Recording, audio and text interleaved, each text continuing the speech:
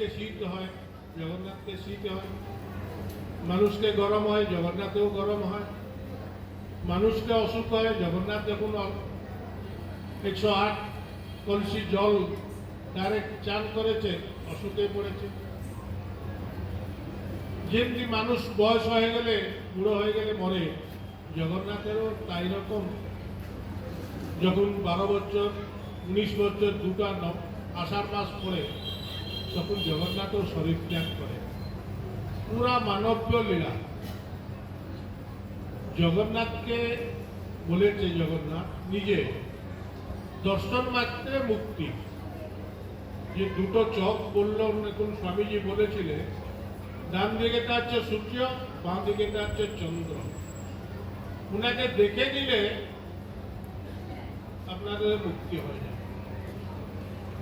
আর আপনার ভাগ্যবান, জগন্নাথের রথযাত্রার সময় আপনি এসেছেন। রথসে বামন দুষ্টা, রথের উপরে জগন্নাথকে যে দর্শন করে তারা পুনর্জন্ম নেই, ও ডাইরেক্ট জগন্নাথের ভগবান কাছে যায়। রথের উপরে জগন্নাথ বামনের রূপে আপনাকে দর্শন দিবে। অত বড় মন্দিরে দেখবেন ঠাকুর দেখা যাচ্ছে, রথের উপরে ছোটোর মতন বামনের রূপে যেরকম, ওই রূপে আপনি জগন্নাথকে দর্শন করতে পারবেন। আপনাদের ভাগ্যবান, আপনাদের স্বামী পরমানন্দজির আশীর্বাদ আছে, নাহলে আপনি এই ক্ষেত্রে যে জায়গাটা ওই নিজে প্রতিষ্ঠা করেছেন, এই ক্ষেত্রতে আপনাদের এসে জগন্নাথের কাছাকাছি এই সমুদ্রের নাম হচ্ছে মহোদধি।